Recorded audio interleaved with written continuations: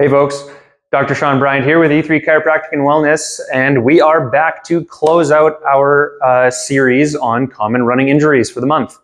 So today we're going to be talking about a condition that is all too common for the running population as well as non-runners alike. That would be low back pain. Now, to preface this video, low back pain is an extremely complex category and a really huge category, and low back pain can happen for a plethora of reasons. That's why in clinic here, we'll be taking a really thorough history and a really thorough physical exam to make sure we know exactly what is causing your low back pain, getting to the root cause of it, and then getting you the best treatment plan possible to deal with it. So today, we're just going to be talking about a couple common culprits in low back pain for runners specifically. A lot of people have a common misconception that running is kind of interchangeable with intervertebral disc herniations. That's because of the repetitive compressive forces that the body goes through while running. However, not exactly true. So we're actually more likely to herniate our intervertebral discs in our low back when we are sitting for prolonged periods of time or actually lifting forward, bending forward, twisting, lifting objects, anything like that, as opposed to high mileage running.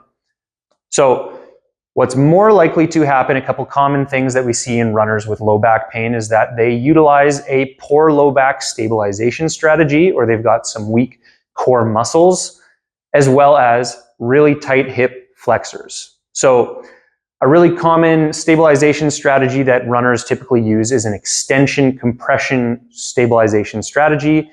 And that's kind of where we see the runner sticking their back into a hyperextended position to avoid that hyperflexion and load through the discs itself.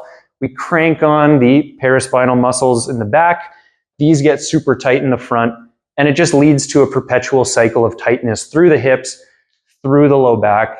And when we utilize that extension compression stabilization strategy, we're pretty much just jamming the lumbar joints together over and over. And we're leading to some irritation of the cutaneous nerves in our back, which are really close to the skin back here. And again, just kind of a recipe for disaster when we start to utilize that, especially with repetitive plyometric exercise.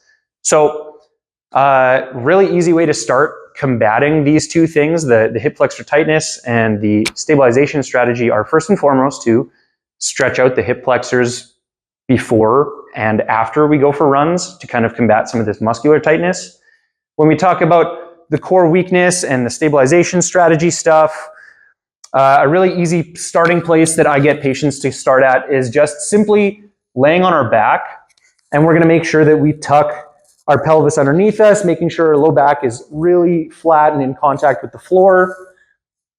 We bring our knees up to about 90 degrees, legs at about 90 degrees. We're in this position, and we start by just taking a really deep breath and pushing our belly out against our hands in all directions. And we hold this brace here without arching the back into extension here.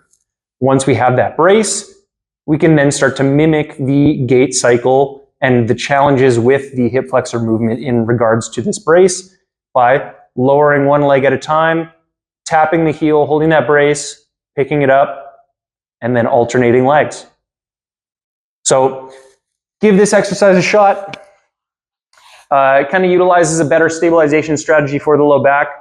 Give it a shot while you run. Hopefully we have no more low back pain as we go. If you do, give us a shout. We're happy to help. Thanks, guys. Take care.